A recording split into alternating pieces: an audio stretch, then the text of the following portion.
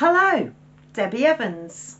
7 stories in 7 minutes. So, life sciences sector plan. Well, have you heard about the industrial strategy? I'm about to tell you about it. This is the plan for the future for the United Kingdom to make it the most attractive place in the whole world to develop and deploy new technology. Now that means experimental. We're looking at clinical trials, which are experiments. We're looking at life sciences. Now that's your life, and science is experiment, and that's what we're going to be the UK global laboratory for. Isn't that nice? And you are going to be the global lab rat. So we're going from hospital to community, we're going from analog to digital, and we're going from sickness to prevention, and we're going to include AI and genomics and medtech. And the National Health Service has now gone, and it's the neighbourhood health service. So let that sink in.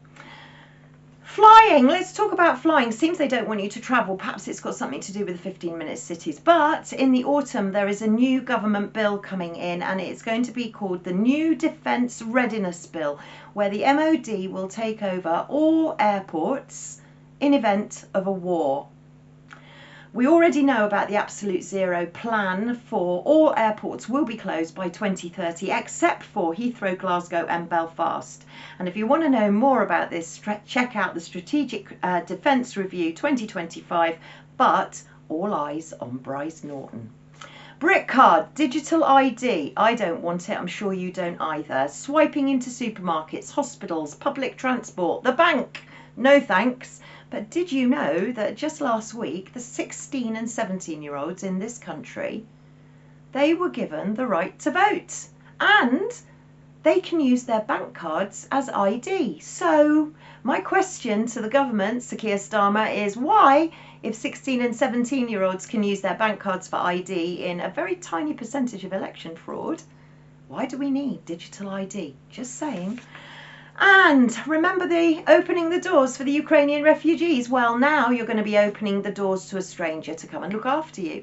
If maybe you're vulnerable, if you're elderly, if you need a bit of help, if you need a bit of care, or even if you've got dementia, why don't you open your door to a youngster who maybe hasn't got accommodation and would come and look after you in return for free accommodation, food, and their keep, basically. But who are they? Where have they come from? Can they speak English? Who's done the checks on them? What happens if you're physically immobile and you don't know what your stranger carer is doing behind your back in your home? Do you feel comfortable about this? Homeshare, promoted by the NHS and the UK government. Check it out. Who are your relatives going to be looked after by? And the Leng Review. Did you know about the Leng Review, an independent review into physician associates and anaesthesia associate professionals? Professor Gillian Leng has done this review, and I'm sure all of you know that physician associates are very, very much lesser qualified than doctors, and they've been diagnosing people and treating people, and some unfortunately have died. And she doesn't believe that physician associates should be in general practice or in the field of anaesthetics. But talking of anaesthetics, did you know in Cornwall we were upskilling nurses to anaesthetise you? Who's putting you to sleep? Nurses. You should be waking people up, not putting them to sleep. And food control. Well, lucky you if you're in Liverpool, because you're going to be the first to be experimented on. Knock, knock on the door and a mobile greengrocer. Fruit and veg. I don't know what quality it'll be, but the government insists that you need to have healthy food. But if you don't get that, you could always use your vouchers at a government subsidised restaurant. Yes, you heard right, a government subsidised restaurant. But you know what? Careful, because if you go to these restaurants, they're going to report how many calories you eat. So if you're a little bit overweight, because we're in an obesity epidemic, don't forget the skinny jabs, they're going to report how many calories you've eaten. No. Anyway, COVID inquiry. What's that all about, Baroness Hallett? Is it for justice?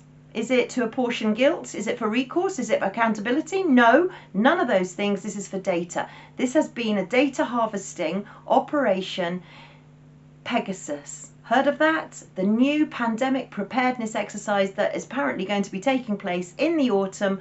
All of the information from the COVID inquiry has gone in to the Pegasus pandemic preparedness exercise.